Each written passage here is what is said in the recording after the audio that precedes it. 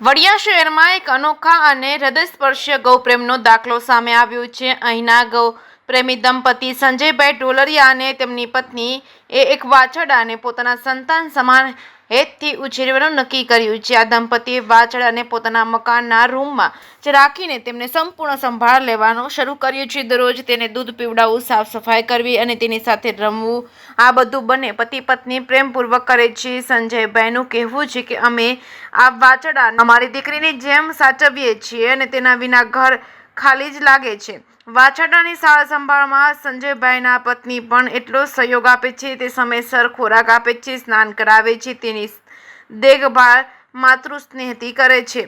આ કપલના હેતભર્યા કાર્યની ચર્ચા વડિયા સહિત સમગ્ર વિસ્તારમાં થઈ રહી છે। લોકો તેમને સાચા ગૌપ્રેમી દંપતી તરીકે ઓળખી રહ્યા છે। જે.કે. સિંહ ગુજરાતી સાથે રાજુ કારિયા, વડિયા। રીતે અમે જેમ કઈ એમ સમજીએ છીએ।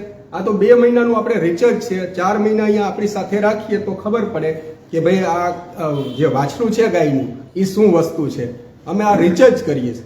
તો અત્યારે હાલમાં અમે કઈ બેસી જા તો બેસી પણ જાય છે, આપણે કઈ સેટી ઉપર બેસી જા તો સેટી ઉપર બેસી જાય છે। હજી તો આ 2 મહિનાની વાછડી થઈ છે છતાં પણ તમે ઉપલા માળે રૂમમાં રાખો? હા, પેલા માળે આપોઆપ એ પેલા માળે દાદરેથી ચડી જાય અને દાદરેથી ઉતરી જાય। આનો જન્મ થયો એટલે બીજે જ દિવસે આપણે આની સાથે આપણે રહેવા માંડ્યા છે, એટલે કે આપણી સાથે આવે છે, એટલે લપટતી પણ નથી। આવી લાદીની અંદર એકદમ વ્યવસ્થિત રહી શકે છે। એટલે આનું કદ માનો કે 4 મહિના સુધીની થાય ત્યાં સુધી અમને એવું લાગે છે કે આને વાંધો ના આવે, ત્યાર પછી આપણે એની મા સાથે કાયમિક ધોરણે રાખશું।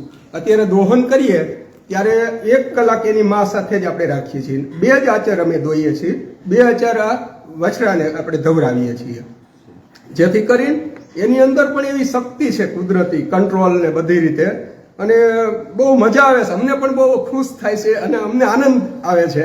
અમારો જે વેસ્ટ ટાઈમ હોય એ કેવી રીતે નીકળી જાય છે એ ખબર જ નથી પડતી। ગૌપ્રેમી તરીકે ખરેખર એક લોકોએ જોવા જેવું છે કે ભાઈ ગાયને પ્રેમ કરો તો આવો રિયલ પ્રેમ કરો, કે જેથી લોકો ગૌ માતાને શું ગૌ માતા છે આની એનર્જીથી કાંઈ ફેર પડે? અમને તો એવું લાગે છે કે અમે જ્યારથી આ ગાયોનું પાલન કરીએ છીએ ત્યારથી અમને એવું લાગે છે કે આ આપણે એક શક્તિ